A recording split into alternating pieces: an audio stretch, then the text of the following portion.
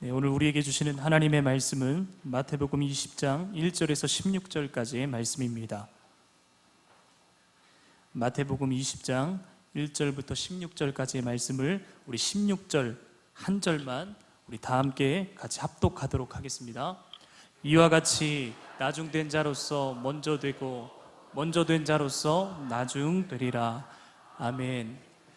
오늘 말씀은 우리 효성영광교회 원로 목사님이신 김수영 목사님께서 말씀 전해주시겠습니다. 우리 큰 박수로 목사님 맞이하면 감사하겠습니다. 할렐루야! 모든 영광 하나님께 드리고 오늘은 말씀으로 우리 가운데 함께 할 줄로 믿습니다.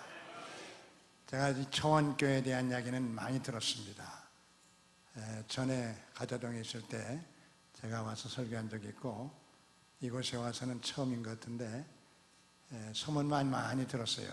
한번 와보고도 싶었는데 오늘 드디어 소원이 이루어졌습니다. 와서 보니까 제가 듣던 소문보다 더 아름답고 좋은 교회다 하는 느낌을 갖게 됐습니다.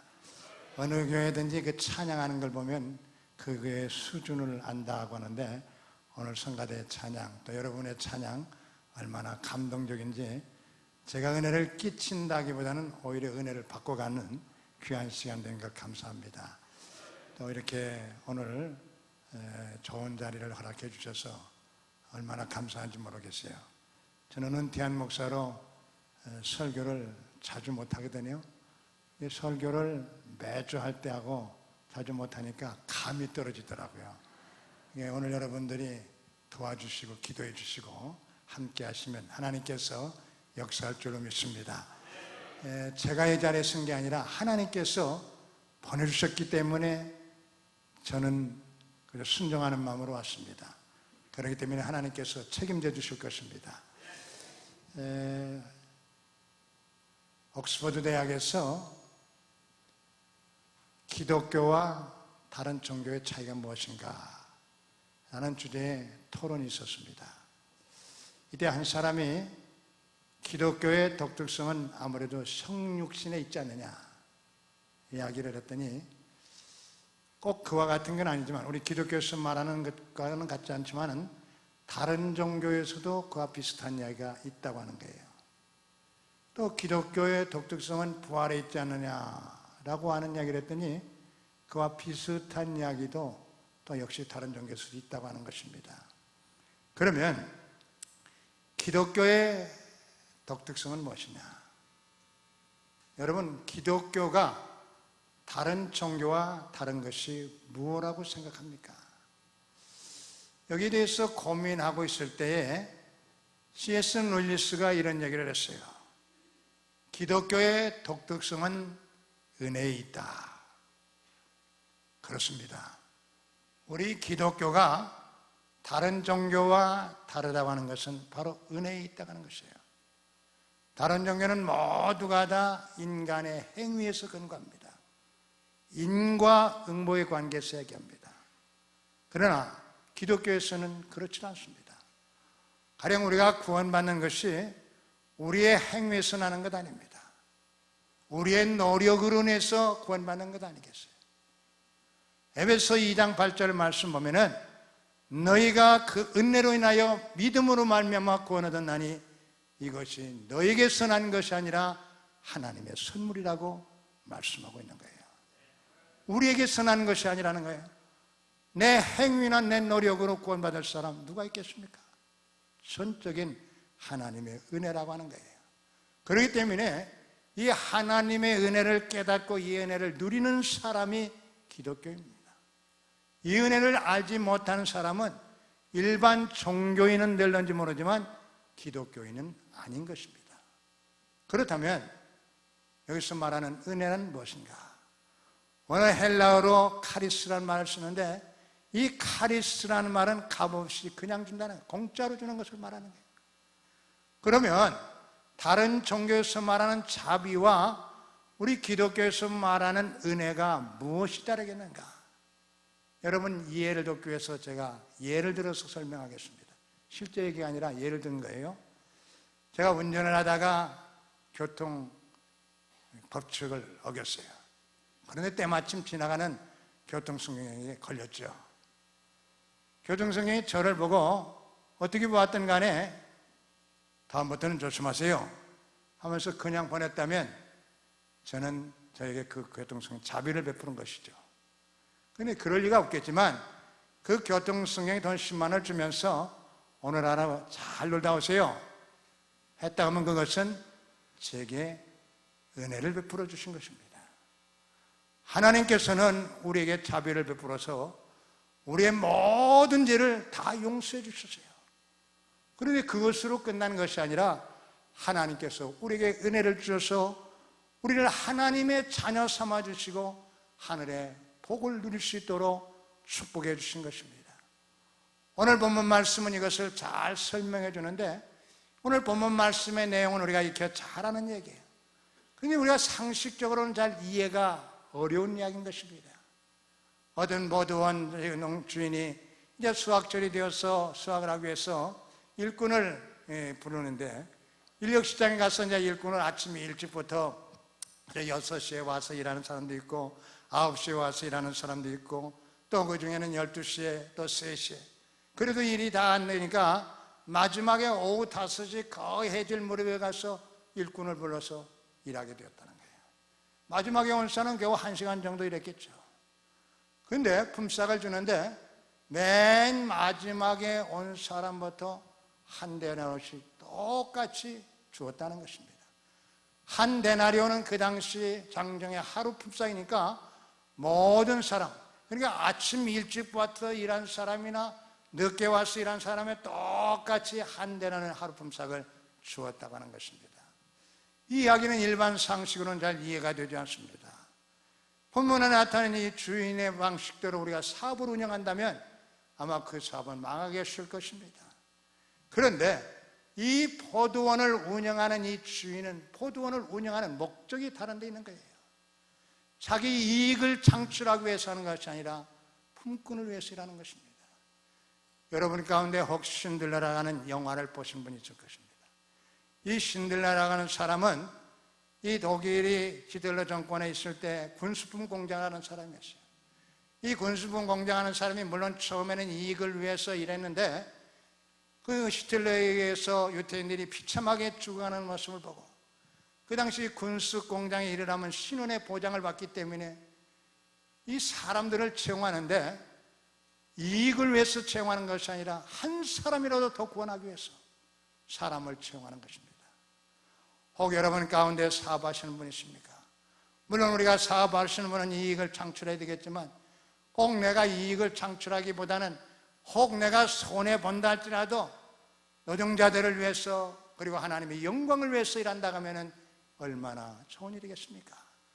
이런 사람들이 우리 사회에 점점 늘어간다면 우리 사회는 정말로 살기 좋은 아름다운 세계 하나님의 나라를 이루어가는 귀한 나라가 될 것입니다. 본문 말씀을 보면은 우리가 이런 이야기를 하고 있어요. 본문 말씀의 바로 앞에 1절의 말씀 보면 이렇게 말합니다. 전군 마치 품꾼을 얻어 포도원에 들여보내려고 이른 아침에 나간 주인과 같다. 이 이야기는 결국은 천국의 이야기인 것입니다. 천국의 논리로 우리가 이야기하지 세상 논리로 이야기할 수 없다는 것입니다. 교회는 마치 천국의 모형과 같습니다.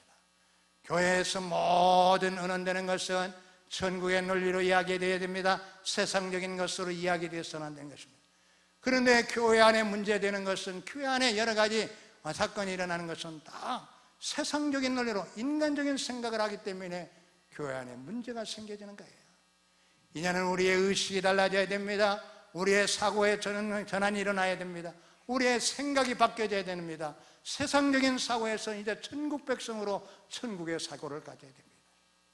우리가 이 땅에 살면서도 우리는 하나님의 지배를 받고 하나님의 다스림 받는 천국 백성으로 우리가 살아가야 될 것입니다. 우리가 이 땅에 살면서 하나님의 나라를 이루며 살아가야 됩니다. 우리는 죽어서 천당 가는 것은 말할 것도 없습니다. 예수 믿는 사람은 다 구원받고 하나님의 자녀됐기 때문에 우리가 천당 가는 것은 너무나 당연한 일이죠. 그러나 우리가 죽어서 천당 가는 것뿐만 아니라 이 땅에서도 하나님의 나라를 이루며 살아야 될 줄로 믿습니다. 그러면 하나님의 나라는 어떤 나라입니까? 우리 잘 아는 로마서 14장 17절 말씀 보면은 하나님의 나라는 먹는 것과 마시는 것이 아니요 오직 성령 안에서 의와 평강과 실학이라고 말씀하고 있어요. 우리는 이 땅에 살면서도 의의 아름다운 열매가 있어야 됩니다. 의라고 하는 것은 도덕적인 의보다는 관계적인 의미를 말하는데, 하나님과의 올바른 관계, 인간과의 올바른 관계, 이러한 의로운 세계를 이루어야 돼요. 그리고 우리 마음속에 늘 평화가 넘쳐야 됩니다. 우리 마음속에 항상 기쁨이 넘쳐야 됩니다. 언제나 이러한 평화와 기쁨이 넘치는 하나님의 나라를 이루며 살아야 될 것입니다.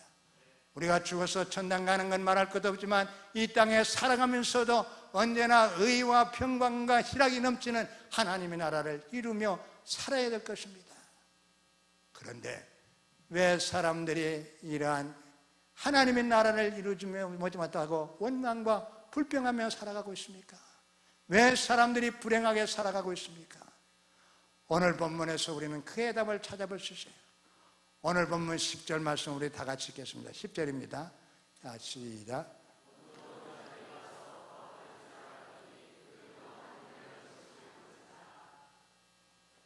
여기 말씀 뭐라고요?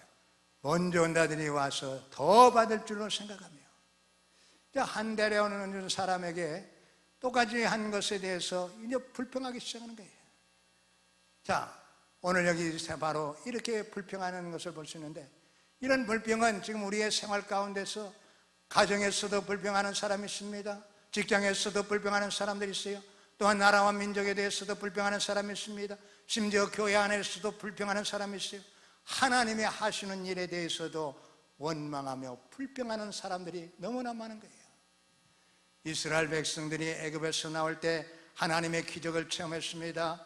10가지 재앙을 하나님이 체험하게 하셨습니다. 홍해를 기적같이 건너게 되었습니다. 광야에 생활할 때도 하나님께서 구름기둥과 불기둥으로 인도하시며 매일매일 기적같이 하나님이 만나로 먹여주셨습니다. 이러한 기적을 체험하며 살았다면 저들은 어떤 상황에서도 하나님께서 분명히 가나안 땅에 대한 약속이 있었다면 그 약속을 바라면서 저들은 감사하며 살았을 겁니다. 그런데 조금만 어려움을 당해도 하나님께 대해서 불평합니다. 지도자에 대해서 불평합니다. 차라리 이랬으면 애굽 사람 사는 것이 나을 것, 죽었으면 좋겠다. 결국은 이렇게 불평하다가 결국 어떻게 됐어요? 가나안 땅에 들어가지 못했던 거예요. 그런데 신약에서 고린도전서 10장 10절은 이것을 우리에게 말씀해 주고 있어요. 고린도전서 10장 10절에 뭐라고 말합니까? 그들 가운데 어떤 사람들이 원망하다가 멸망시키는 자에게 멸망하였나니 너희는 그들과 같이 원망하지 말라고 말씀해 주고 있습니다. 이것은 무엇을 말합니까? 이스라엘 백성들이 광야에서 원망불평하다가 다 광야에서 죽었던 것처럼 우리가 이 땅에 살면서 원망불평하며 살아가면 이러한 불행한 일을 당하면서 이렇게 원망불평하지 말라고 그랬어요. 우리가 빌립보서 2장 13절로 14절 말씀 보면 이렇게 말합니다. 너희 안에 행하시는 이는 하나님이시니 자기의 기쁘신 뜻을 위하여 너에게 소원을 두고 행하시나니, 그 다음에 14절 말씀 뭐라고 말합니까? 모든 일을 원망과 시비가 없이 하라고 말씀하고 있어요. 원망과 시비 없이 우리가 살아갈 수 있어야 될 것입니다. 그런데 왜 사람들이 원망과 시비와 불평이 많습니까? 왜 사람들이 불행하게 살아가고 있습니까? 하나님께서 우리에게 모든 것을 다 베풀어 주셨습니다. 그런데도 우리가 하나님의 은혜에 감사하기보다는 오히려 하나님께 대해서 원망, 불평하는 사람들이 있는데 왜 그렇습니까? 오늘 본문에서 우리는 그 이유를 찾아볼 수 있습니다. 첫째로 사람들이 원망하고 불평하는 것은 공로의식이 있기 때문이에요. 오늘 여기 말씀 보면 10절 말씀 보면은 먼저 온 자들이 더 받을 줄로 생각을 알았더니, 내가 먼저 왔으니까 더 했으니까 더 받을 것이야. 내가 이만큼 많은 공로를 세웠으니까 더 받을 것이라고 하는 이런 생각을 했기 때문에 원망, 불평하게 되었다고 하는 것입니다. 자, 어떤 면에서 생각하면 이 원망, 당연한 일이지 뭐 5시에 와서 겨우 1시간밖에 일하는 사람에 비해서 아침부터 일찍 와서 일하는 사람이 더한 것은 분명한 사실 아니겠습니까? 그래서 원망, 불평했다고 하는 거예요. 그런데 우리가 이러한 공로의식에 사로잡히면 찾아오는 마귀가 있어요. 뭔 마귀입니까? 바로 섭섭마귀가 찾아오는 거예요. 이렇게 공로의식에 사로잡히면 모든 일에 섭섭하다는 거예요. 내가 가정을 위해서 이렇게 많은 공로를 세웠는데, 내가 이 교회를 위해서 이렇게 많은 공로를 세웠는데, 내가 이 직장을 위해서 이렇게 많은 공로를 세웠는데 왜 나를 알아주지 않느냐고 이렇게 섭섭해서 섭섭마귀에 속아서 그만 원망 불평하게 된다는 것입니다. 저도 제가 심호하던 교회에서 31년간을 목회하다가 몇 년 전에 이제 은퇴를 했어요. 31년간 목회하다 보니까 하나님의 은혜 가운데 땅을 사고 예배당 짓고 땅 사고 예배당 짓고 땅 사고 예배당 몇 번 했어요? 3번을 했어요. 땅을 3번 샀어요. 또 예배당 3번. 뭐 건물은 하나지만 1차 공사, 2차 공사, 3차 공사 3번 했어요. 또 교인들도 많이 늘었어요. 인간인지라 저도 공로의식에 사로잡혀가 싶습니다. 제가 만약 제가 한 일에 공로의식에 사로잡히면 저는 서운한 것뿐입니다. 교회에서 제가 은퇴할 때 아주 제게 잘해 주셨어요. 그러나 제 공로의식에 내가 이 교회를 위해서 한 일이 얼마나 많은데 이렇게 하겠느냐고. 그러면 서운한 것뿐이죠. 사람들이 다 그런 것입니다. 자, 몇 주 전에 제가 심호하던 교회 임직식이 있어요. 여기 교회도 이제 얼마 후에 임직식이 있다는데, 임직식을 하려면 반드시 이제 투표를 거쳐야 되지 않겠습니까? 투표한 후에 저한테 전화한 사람이 있어요. 목사님이 계셨더라면 내가 이번에 권사가 될 텐데, 이번에 안수집사 장로가 될 텐데 목사님이 떠나서 안 됐다고. 그건 불평을 하는 거예요.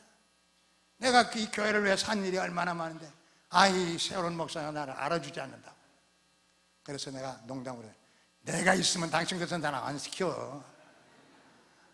그렇지만은 다 사람들이 그래요. 내가 이 교회를 위해서 이렇게 많이 했는데, 내가 이 교회를 이렇게 봉사했는데, 내가 공을 쓰고 있는데 왜 알아주지 않느냐고, 이렇게 사람들이 원망 불평하기 쉽다고 하는 것입니다. 이러한 공로의식에 사로잡히게 되면 우리는 기쁨을 다 잃어버리게 되는 것입니다. 그렇다면 우리가 어떻게 이러한 공로의식을 우리가 버릴 수가 있겠습니까? 그것은 우리의 출발점이 어딘가를 알아야 돼요. 다윗은 목동 시절 때 입었던 옷을 늘 걸어놓고 지냈다고 하는 거예요. 왜 그렇습니까?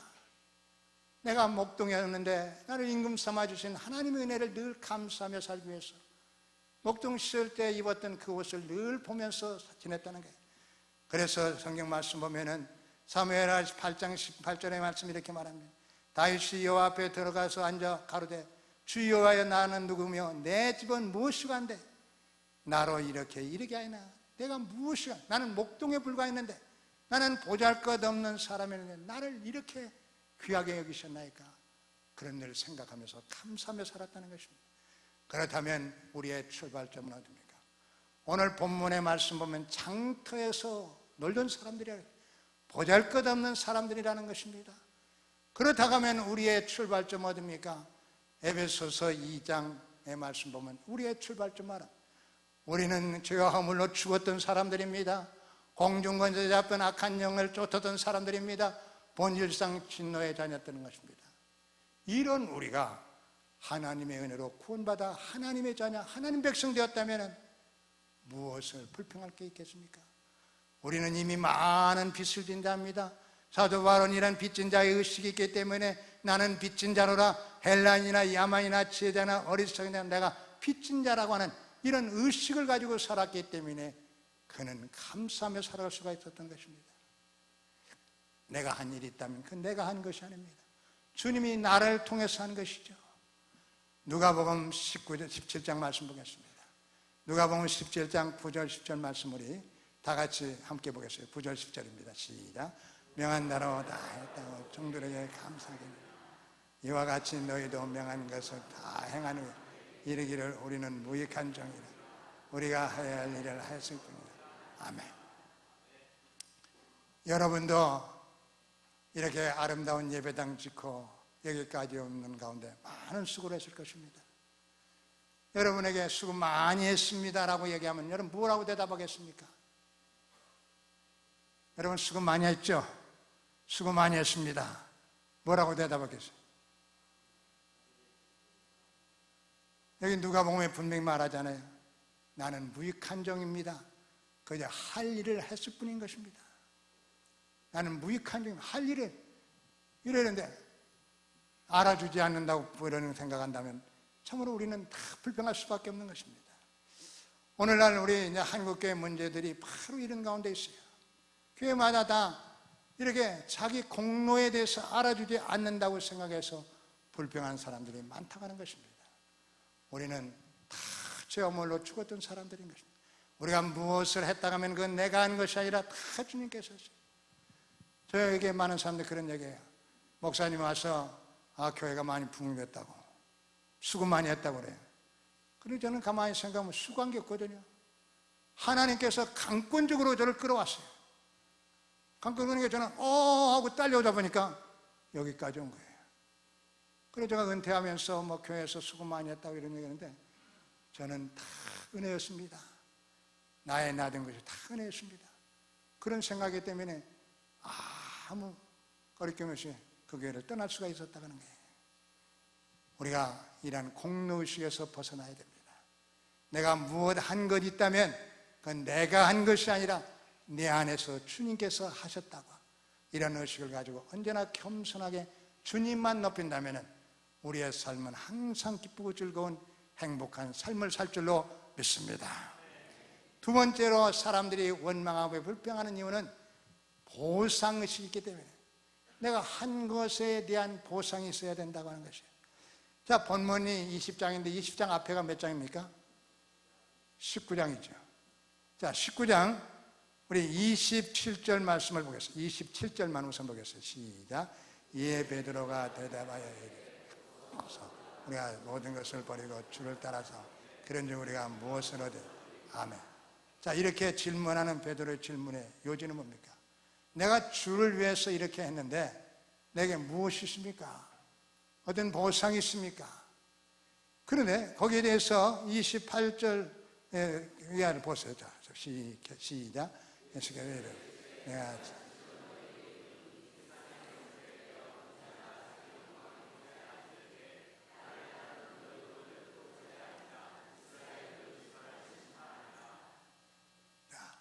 여기 예수님께서 분명히 말하잖아요. 인자가 자기 영광의 보좌에 앉을 때 나를 따르는 너희도 12보대, 이런 것을 다 약속했지만 베드로는 지금 뭐냐, 지금 당장 눈에 보이는 보상, 무언 한 자리라도 해야 되지 않겠네요. 아마 이번에 문재인 정부가 들어서면서 그 가운데 어떤 보상을 해주자, 내가 어떤 한 자리라도 해줄 때 기대했다가 안 해준다고 서운하게 생각하는 사람도 있을 것입니다. 지금 베드로의 생각이 바로 그거거든요.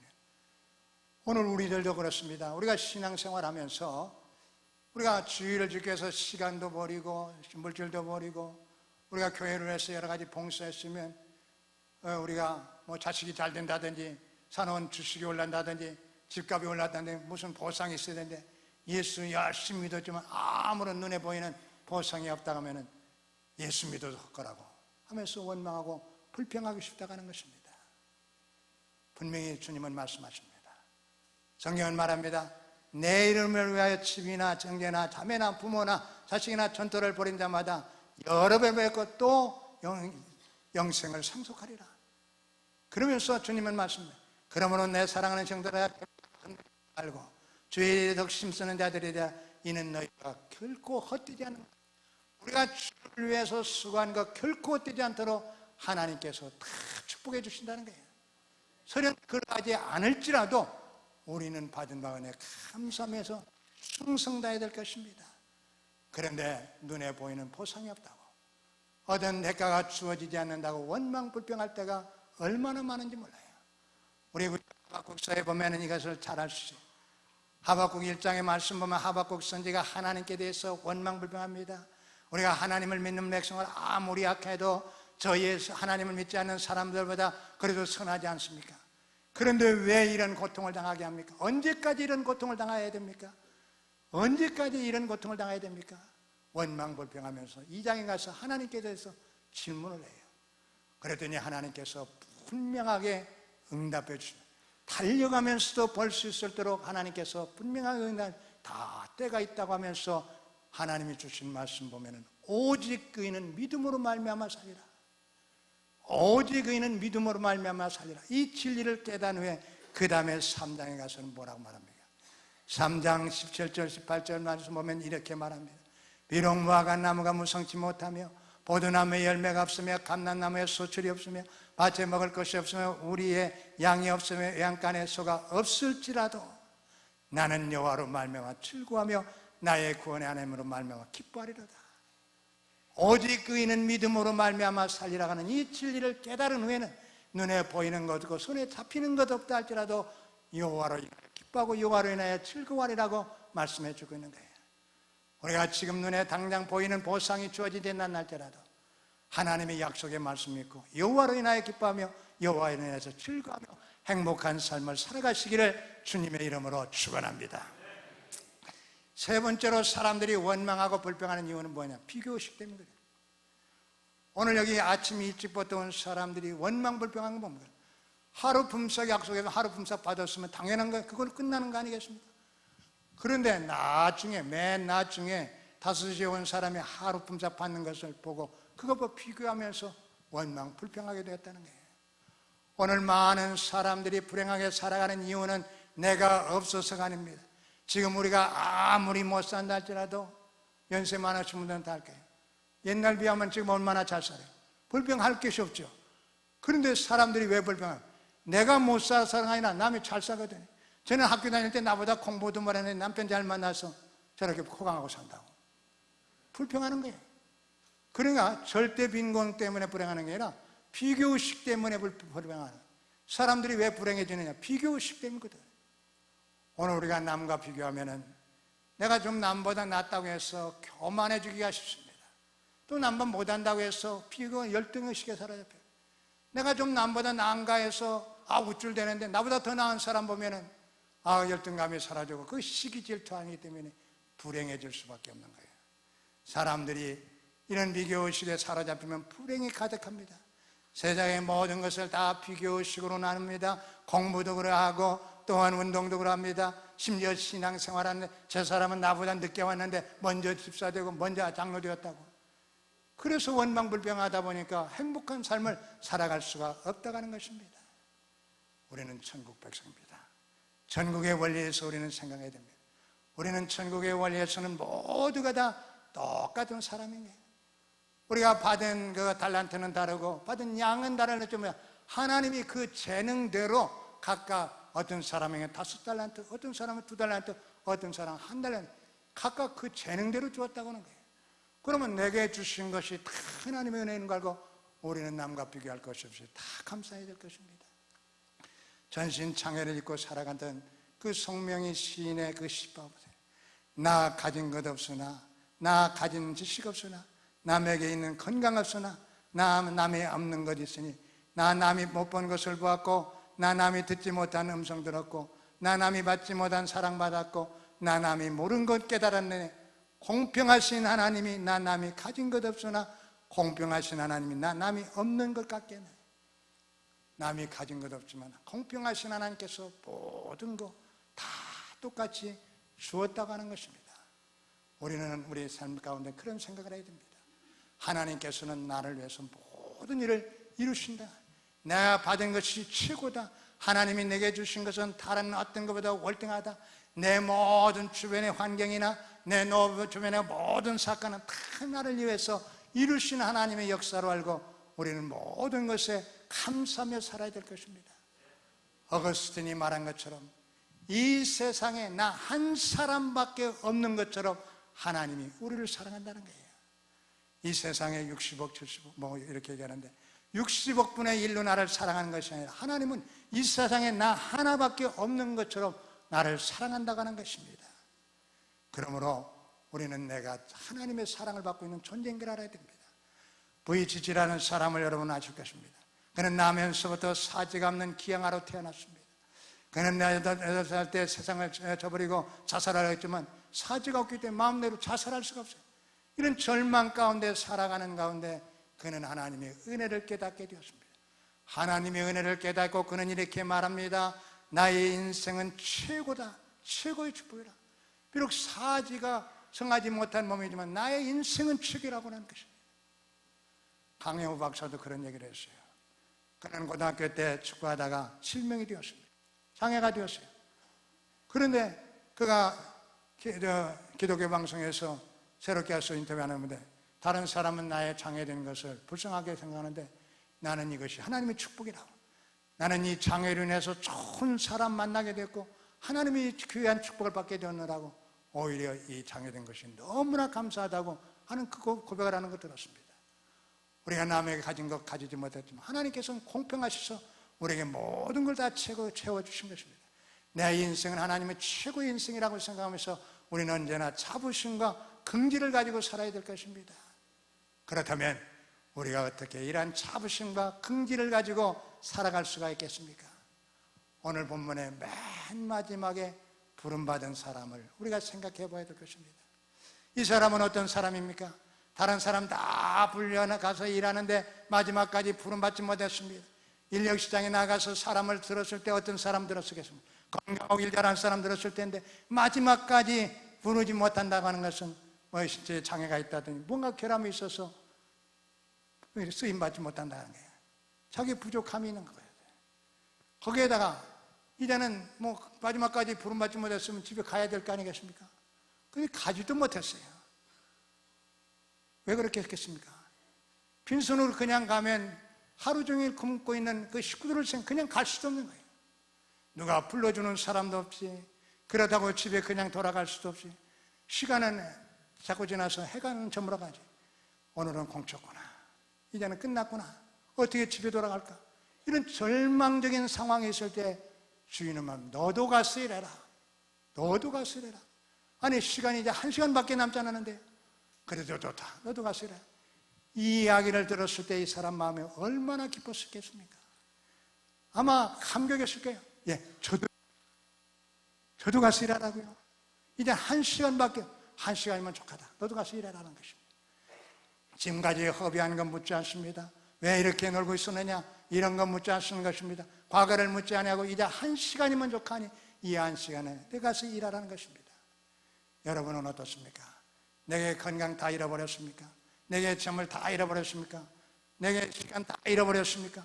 이제 남은 시간 얼마 남지 않았다 할지라도 하나님은 그것으로 족하다는 거예요. 우리가 잃어버린 거 후회해도 아무 소용이 없어요. 하나님은 그건 묻지 않습니다. 지금 1시간 그것이면 족하니 그것 가지고 일하라라고 하는 것입니다. 이 마지막에 부른 사람은 다른 사람과 비교할 필요도 없습니다. 비교할 수도 없습니다. 아침부터 일찍 와서 일하는 사람과 어떻게 비교하겠습니까? 비교할 것도 없어요. 또 어떤 공로의식 내세울 것도 없어요. 또 이 사람은 임금에 대해서 얼마 줄 것이, 아침부터 일했으면 한 내랑 준다면 이제 1시간밖에 좀 얼마 줄 거, 그거 상관없어요. 그 일한다는 것만 그저 감사한 것이죠. 거기에다가 이 사람은 희망했어요. 오늘은 내가 비록 늦게 부름받았지만 내가 1시간 열심히 일하면 내일은 일찍부터 불러줄 거야. 이런 기대와 희망이 있다고 하는 것입니다. 어떤 사람이 행복한 사람입니까? 일할 수 있는 일거리가 있는 사람이 행복합니다.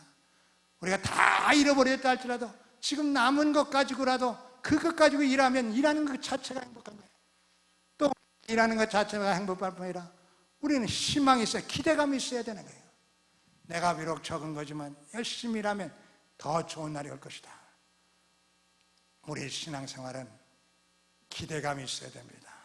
우리 부르는 복음성가에 보면 그랬잖아요. 기대하고 기도하고 기다리라.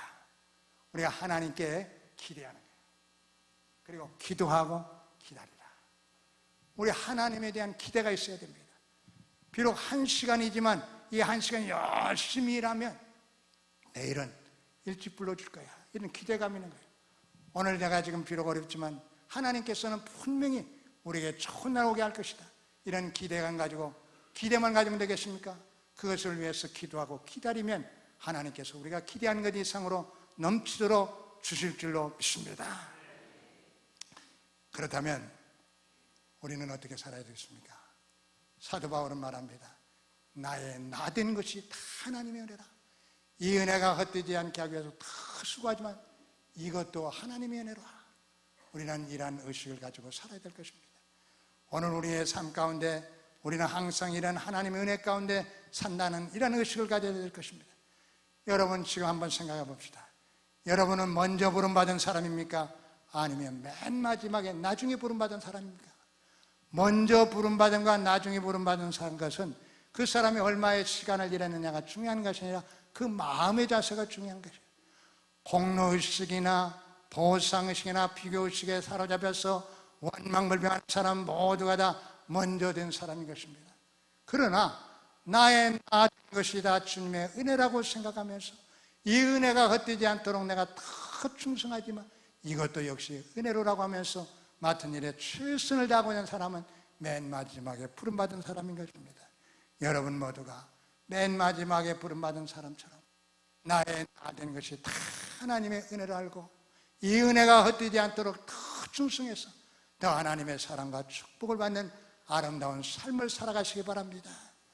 우리가 늘 부르는 복음성가에 하나님의 은혜라는 찬양이 있어요. 이 가사가 얼마나 좋은지 우리 함께 불러봤으면 좋겠어요. 우리 성가대 지휘자님께서는 함께 하나님의 은혜, 여기 나를 지으신 이가 하나님, 나를 부르신 이가 하나님, 나를 보내신 이도 하나님. 우리 부목사님 찬양 잘하면 함께 하세요. 제가 찬양을 잘 못해요.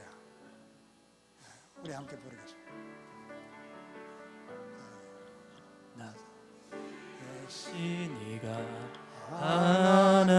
하나님, 나를 부르신 이가 하나님, 나를 보내신 이도 하나님, 나의 나 된 것은 다 하나님 은혜라. 나의 달려갈 길 다가도록 나의 마지막 호흡 다하도록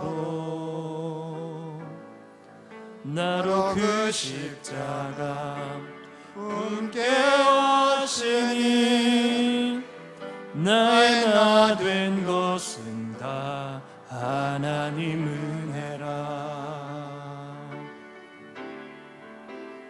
한량없는 은혜, 갚을 길 없는 은혜, 내 삶을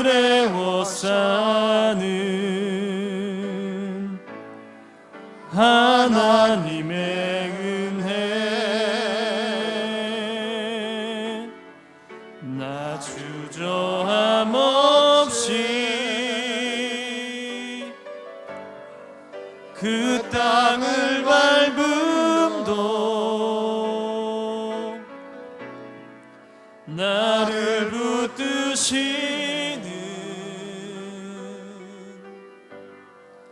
하나님의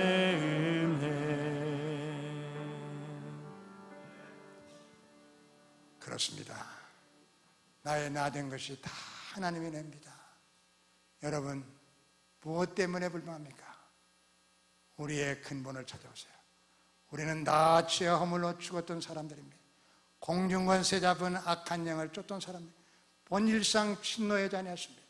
그런 우리를 하나님의 백성, 하나님의 자녀로 삼아주시고 하나님이 이모저모 사랑해 주시고 여기까지 인도한 것을 보면 다 하나님의 은혜 아닌 것이 없습니다. 불평할래? 불평할 것 없어요. 여러분 어떤 상황이든 간에 나의 나 된 것이 다 하나님의 은혜로 알고 감사하면서 그분의 보답하는 아름다운 삶을 살아가면서 하나님의 나라를 이루는 복된 삶을 살아가시기를 주님의 이름으로 축원합니다. 기도하겠습니다.